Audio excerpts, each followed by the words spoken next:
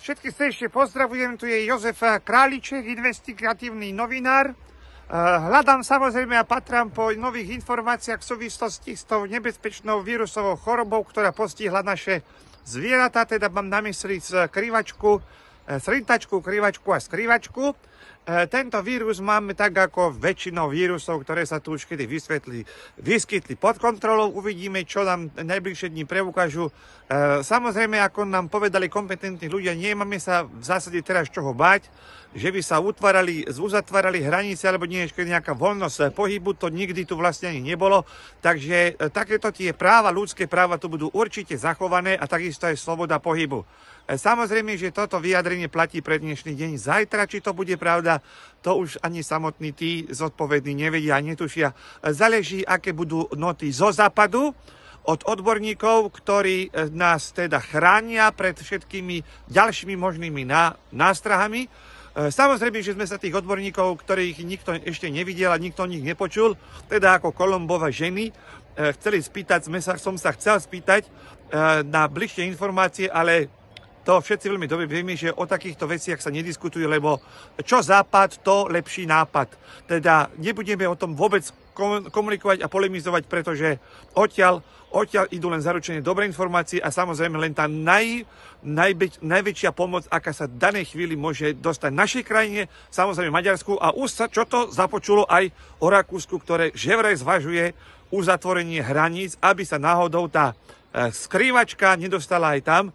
O to viac, že ako sme všetci veľmi dobre informovaní, sa šíri vetrom a proti vetru my teda naozaj nemáme žiadne páky, aby sme ich ukontrolovali. Teda hlavne, čo sa týka tých vírusových vetrov. Vírus teda je tu medzi nami, nikto ho zatiaľ nespochybnil.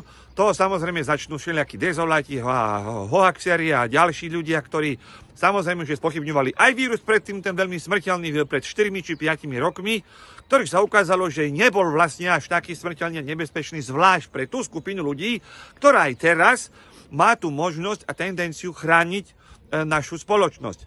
Teda zistili sme, že oni sa vlastne bať ani nemuseli pred tými 4-5 rokmi, ale to vďaka Borisovi, ktorý si v tomto smere urobil poriadok, keďže ten najväčší vírus sa vtedy šíril na Veľkú noc a keď mala smrtka možnosť ísť skosiť práve medzi týchto ľudí, týchto vysoko postavených, tak Boris vytiahol svoj korbáč a tak ju vyobšíval, že smrtka si tam zabudla aj kosu a odtedy vlastne nesiahla na týchto ľudí, ktorí si inak hovoria aj chránený druh. Takže by som bol veľmi rád, keby sa takéto niečo podarilo, takýto zázrak aj v súvislosti s týmto našim hovedzím dobytkom, pretože ako sme sa pýtali aj odborníkov z druhej strany, teda samotných farmárov, povedali, že v minulosti niečo takéto tu bolo, ale sa to riešilo inou formou, že sa zlikvidovali nejaké teda výrobky, nejaké mlieka sa vyliali, dezinfikovalo sa zariadenie a samotné tie zvieratá, ale sa nezabíjali. Nezabíjali sa tie zvieratá, čo je samozrejme teraz taký malý paradox s tým, ako to riešia teraz odborníci v súčasnosti. Neriešia sa problémy, ale hneď sa zabíja, lebo to je najrýchlejšie a najúčinnejšie. Teda podľa tých odborníkov, ktorých nikto nevidel, nikto ich nepočul, ale sú to odborníci, o ktorých kvalitách nikto z nás nemôže ani len pochybovať. No ale ja ako investigatívny novinár si to samozrejme dovoliť môžem, keďže som stále ešte slobodný a na slobodnej krajine so slobodným prejavom názoru. Teda vraj sa teda tie problémy riešili inou formou a po 2 týždňoch tie zvieratá väčšinou sa z tohto problému dostali.